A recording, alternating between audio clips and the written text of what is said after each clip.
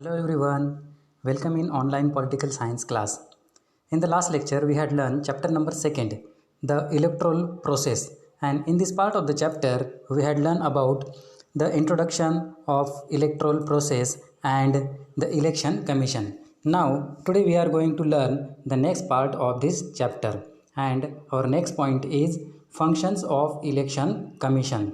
तो election commission के क्या क्या फंक्शन होते हैं, क्या क्या काम होते हैं, ये हम यहाँ पे देखने वाले हैं. The first point is there, that is the first function is there preparing the voters ID. Okay, every Indian citizen who has completed 18 years of age has a right to vote. तो हर एक Indian citizen जिसने अपने 18 साल as के पूरे कर लिए हो, उसे वोटिंग का राइट होता है, उसे वोट देने का राइट है. To exercise the right to vote, citizens name must be in the voter list. तो ये वोट देने के लिए, ये राइट को कंप्लीट करने के लिए जो सिटीजन्स हैं उन्हें अपना जो नेम है वो वोटर्स लिस्ट में होना ज़रूरी होता है. It is the responsibility of election commission to prepare the list of eligible voters. और ये जो लिस्ट बनाने की रिस्पॉन्सिबिलिटी होती है वो इलेक्शन कमीशन की तरफ होती है. जो एलिजिबल वोटर्स हैं उनके नाम उस लिस्ट में आने चाहिए. Update the existing voters list and include the name of new voters. तो जो भी एग्जिस्ट ऐसे वोटर्स हैं उनके नेम वहाँ पे अपडेट करना, और जो नए वोटर्स हैं उनके भी नेम वहाँ पे इंक्लूड करना, ये रिस्पॉन्सिबिलिटी इलेक्शन कमीशन की होती है. The election commission has the authority to issue the identity card to the voters. तो इलेक्शन कमीशन के पास ये अथॉरिटी होती है कि जो वोटर्स हैं उन्हें आइडेंटिटी कार्ड इशू कर दिए जाएं. ओके, तो यहाँ पे है what is it required when candidates have only the condition of age age eligibility. Why should they give other information to election commission. तो जो वोटर्स हैं, जो कैंडिडेट्स हैं उन्हें सिर्फ एज की लिमिट होती है एलिजिबिलिटी के लिए, तो अदर इन्फॉर्मेशन उन्हें इलेक्शन कमीशन को क्यों देनी पड़ती है वो आपको ढूंढना है. Why are the candidates required to give the information of their property to election commission. तो जो कैंडिडेट्स है उन्हें अपनी प्रॉपर्टी की इंफॉर्मेशन इलेक्शन कमीशन को क्यों देनी पड़ती है. Next function, second function is there, that is decide the time table and the programme of election. The conduct of election is entirely the responsibility of election commission. तो जो भी election की पूरी मतलब प्रोसेस होती है उसकी जो रिस्पॉन्सिबिलिटी है वो इलेक्शन कमीशन के ऊपर होती है. The election commission decides when the conduct elections and in how many stages to hold elections in every state. तो इलेक्शन कमीशन वहाँ पे डिसाइड करता है कि इलेक्शंस कब कंडक्ट किए जाए और कितने स्टेज में ये इलेक्शन होने चाहिए हर एक स्टेट के अंदर. तो ये सारा डिसीजन ये इलेक्शन कमीशन वहाँ पे लेता है.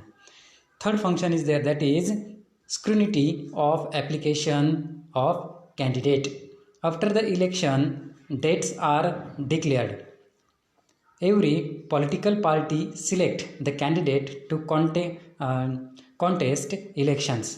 तो इलेक्शन डेट के डिक्लेयर होने के बाद हर एक पॉलिटिकल पार्टी जो है वो अपने कैंडिडेट को वहाँ पे सिलेक्ट करती है इलेक्शन को लड़ने के लिए. Some candidates contest the elections independently without the support of any political party. तो कुछ कैंडिडेट ऐसे होते हैं वो किसी भी पॉलिटिकल पार्टी के साथ नहीं होते, वो इंडिपेंडेंटली अपना चुनाव वहाँ पे लड़ते हैं. Okay, then candidates of political parties as well as independent candidates have to fill the applications which include the information about their own self. तो जो भी सारे कैंडिडेट्स हैं जो पॉलिटिकल पार्टीज़ के हैं या फिर इंडिपेंडेंस कैंडिडेट है, उन्हें एक एप्लीकेशन वहाँ पे फिल करना होता है जिसमें अपनी खुद की पूरी इंफॉर्मेशन वहाँ पे देनी होती है। The election commission scrutinizes all the applications and allow the eligible candidates to contest the election. तो जो इलेक्शन कमीशन है वो इस एप्लीकेशंस को देख करके जो भी सारे एलिजिबल ऐसे कैंडिडेट्स हैं उनमें चुनाव लड़वाते हैं, चुनाव लड़ाने के लिए उन्हें अलाउ करते हैं, परमिशन देते हैं।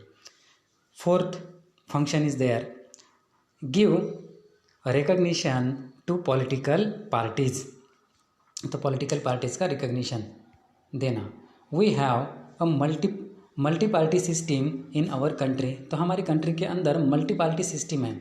New parties continue to be form, spilled in the parties result in the formation of new party. तो कुछ जो पार्टीज़ हैं वो दूसरी पार्टी के साथ मिलकर चुनाव लड़वाती है, जिसकी वजह से एक नई पार्टी वहाँ पे बन जाती है। All political parties are required to be recognize by the election commission. तो हर एक पार्टी जो है वो रिकग्नाइज की जाती है इलेक्शन कमीशन से।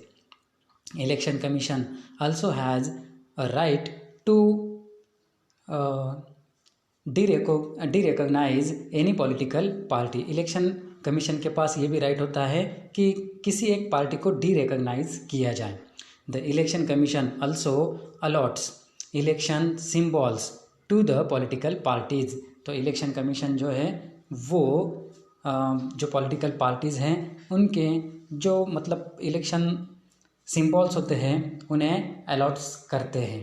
मतलब जिस तरह से कांग्रेस है ना, तो उसका सिंबल क्या है, तो पाम या हाथ, ये उनका सिंबल है। उसके बाद जो भारतीय जनता पार्टी है उसका सिंबल क्या है, वो है लोटस, है ना।